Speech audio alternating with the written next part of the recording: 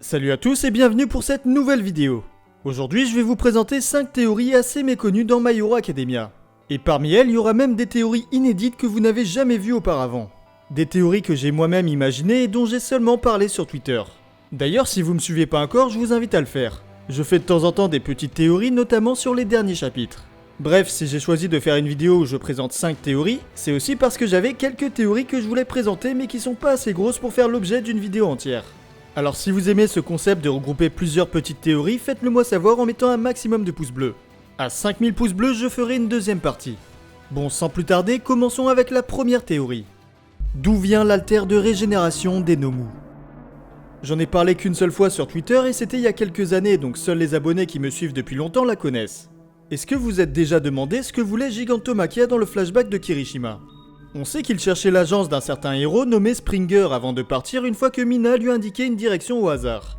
Mais pourquoi voulait-il le voir et pourquoi a-t-il été envoyé par All for One?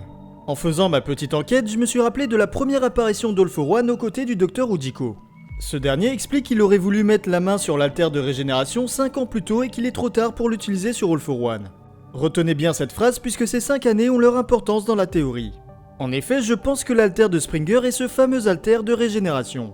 Si l'on compte 5 ans plus tôt au moment où le docteur dit cette phrase, c'est-à-dire après l'arc Stein, on arrive 1 an après le combat face à All Might. Ça n'aurait donc eu aucun intérêt de l'avoir à ce moment-là. Par contre, ce qui aurait été intéressant pour All for One, c'est de guérir de ses blessures après, voire même pendant son combat. Et c'est là que tout s'emboîte avec le flashback de Kirishima. En effet, la scène se passe avant l'année d'entrée à UA, lorsqu'il était en classe de 3ème. Et si l'on compte 5 ans avant ce moment où Gigantomachia aurait potentiellement retrouvé Springer, on arrive pile à l'année du combat d'All for One contre All Might. Ce qui me fait donc penser que le docteur a récupéré l'alter de régénération à ce moment-là et que donc il appartenait à ce fameux Springer. Maintenant, reste à savoir pourquoi c'est Gigantomachia qui aurait été envoyé chercher Springer.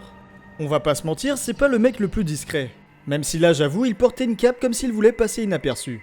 Par contre, il faut pas oublier qu'à l'époque, la Ligue des Vilains n'avait pas beaucoup de membres. Seul All for One, Ujiko, Gigantomachia et Shigaraki pour sûr étaient présents. Pour Kurogili, on n'a pas vraiment d'informations sur quand il a été créé. Mais j'avoue que ça aurait été plus utile que ce soit lui qui se charge de retrouver Springer. Bref, ce dernier aurait donc été kidnappé par Gigantomachia pour que le docteur Ujiko puisse cloner son alter de régénération. Peut-être qu'en plus des hôpitaux, c'était le mode opératoire pour récupérer les alters des héros professionnels. D'ailleurs, petite info à noter concernant l'alter de Gilan, le courtier de la Ligue. On sait pas quel lien il a avec Ujiko et All for One, donc c'est qu'une hypothèse. Mais si jamais il travaillait pour eux, il aurait pu les aider dans le kidnapping. En effet, son alter est de rendre amnésique une personne, faisant oublier les souvenirs d'une personne 5 minutes avant et 5 minutes après l'avoir touchée. Ça pourrait grandement aider dans le clonage d'alter sans que la personne concernée ne se souvienne de son kidnapping. Il y aurait donc aucune plainte et donc aucune enquête concernant ces affaires. En tout cas, je pense qu'on aura la réponse de ce que cherchait Gigantomachia très prochainement dans les scans afin de clore l'arc narratif de Kirishima.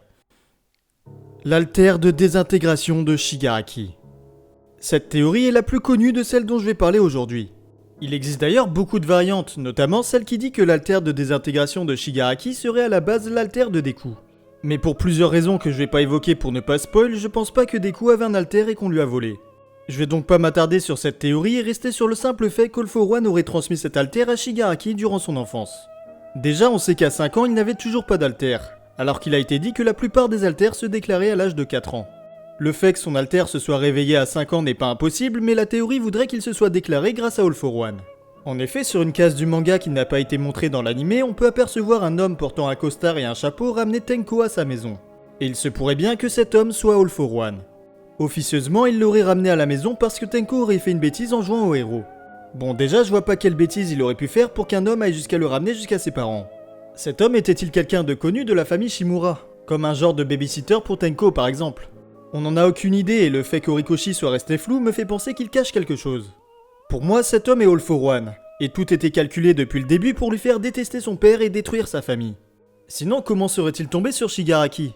Comme par hasard au moment où il en a le plus besoin. Et surtout, le plus intriguant, comment a-t-il ramassé toutes les mains de sa famille?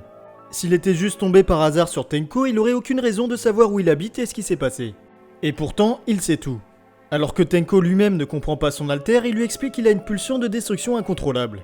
Comme s'il était déjà au courant du fonctionnement de son alter alors qu'il est censé le connaître depuis peu.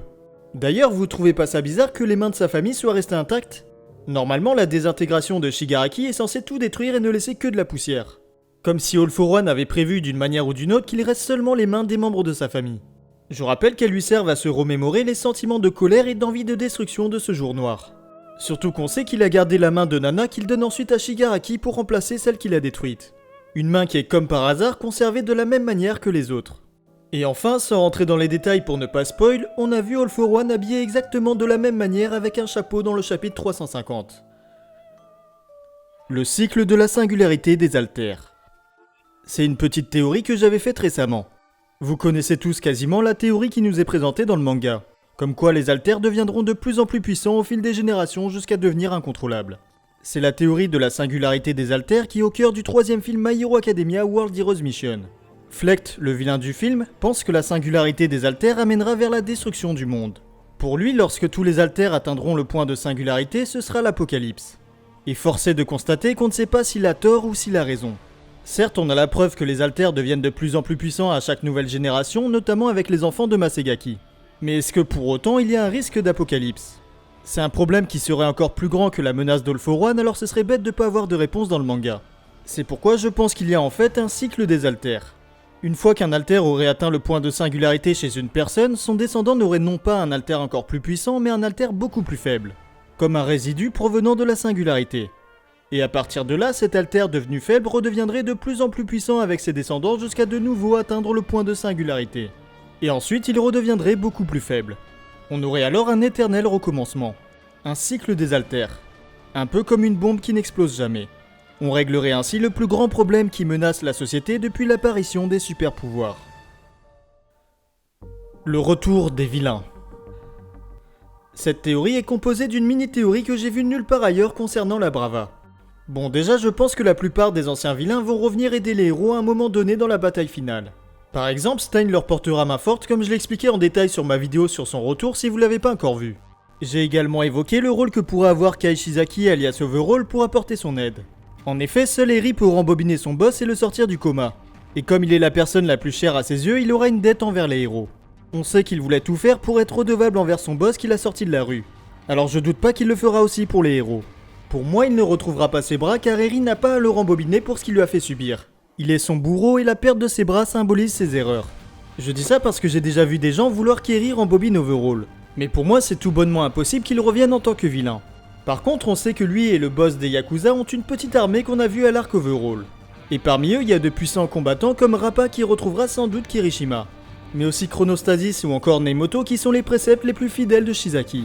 Bref, les Yakuza devraient avoir au moins un petit rôle à jouer avant la fin du manga. Et parmi les vilains qu'on a déjà rencontrés et qui n'ont pas un mauvais fond, il y a Gentle et la Brava. Pour moi, ils aideront également les héros lors de la bataille finale face aux vilains. Gentle sauvera des civils voire des héros grâce à son alter pour réussir là où il avait échoué étant jeune. De son côté, la Brava n'a aucune compétence au combat mais elle a été présentée comme une experte en informatique. Elle aurait notamment pu hacker le système de sécurité de UA si elle avait eu le temps de le faire. C'est pourquoi je la vois mener une bataille de hackers face à l'informaticien de la Ligue Skeptique. Perso, je trouverais ça intéressant qu'on nous montre une guerre informatique en même temps que la bataille finale. Comme quoi il n'y aurait pas que les combats qui auraient leur importance mais aussi la propagation des informations. Gentle et la Brava ne sont pas vraiment des criminels comparés à de nombreux vilains qu'on a vus, et aider la société de cette manière serait le meilleur moyen de se repentir. La vérité sur l'armée de libération. Vous connaissez peut-être cette théorie puisque j'en ai déjà parlé dans une vidéo sur le deuxième et troisième détenteur du One for All. Mais il fallait que j'en reparle. Déjà parce que la vidéo n'a pas fait énormément de vues, mais surtout parce qu'il y a de nouveaux arguments. De ce que l'on sait, Destro a fondé l'armée de libération après la mort de sa mère qui défendait les droits des personnes ayant un alter. A l'époque, ils étaient une minorité donc persécutés par la population. Et c'est pour cela qu'All for One était considéré comme un dieu. Si jamais vous étiez né avec un alter, vous étiez considéré comme différent. Mais en pouvant voler les alters, All for One redonnait la normalité aux gens. Et à côté, l'armée de libération a été fondée pour revendiquer les droits d'utiliser librement ses super pouvoirs. Vu qu'il y avait de la discrimination et des persécutions, ils ont dû forcément passer par la force. D'où l'étiquette de terroriste qu'on leur a donnée. Mais en soi, leurs revendications étaient louables et leur combat était noble. Personnellement, j'ai toujours trouvé bizarre qu'on les considère comme des vilains alors qu'ils voulaient simplement plus de liberté. Surtout qu'on sait que la commission de sécurité publique n'est pas toute rose. En effet, sans rentrer dans les détails pour ne pas spoil, on a appris pas mal de choses concernant Lady Nagant qui peuvent nous faire penser que c'était eux les vrais ennemis. Ils n'hésitaient pas à se salir les mains pour le bon fonctionnement de la société. Et ça m'étonnerait pas qu'ils aient pris l'armée de libération comme bouc émissaire afin de les faire passer pour des vilains. A partir de là, j'ai évoqué le fait que le deuxième et troisième détenteur du One for All appartenaient à l'armée de libération. D'ailleurs, leur tenue peut nous faire penser qu'ils faisaient la guerre justement contre le gouvernement. Mais surtout, dans le chapitre 349, le deuxième détenteur du One for All utilise le terme de Meta-Ability ou faculté para-humaine en français. Un terme qui n'a jusqu'alors seulement été utilisé par Rodestro et les membres de l'armée de libération. Bref, dites-moi en commentaire ce que vous avez pensé de toutes ces théories. D'ailleurs, si vous avez des théories sur My Hero Academia, je vous invite à les poster en commentaire pour qu'on puisse débattre dessus. C'est la raison pour laquelle j'ai créé cette chaîne YouTube. Partager des théories et débattre avec vous. D'ailleurs, ça m'a fait du bien de repartir sur une vidéo théorie à l'ancienne. En tout cas, si la vidéo vous a plu, je vous invite à mettre un maximum de pouces bleus. N'hésitez pas non plus à vous abonner à la chaîne si c'est pas encore fait. Sur ce, je vous dis à la prochaine pour de nouvelles théories. Tchuss!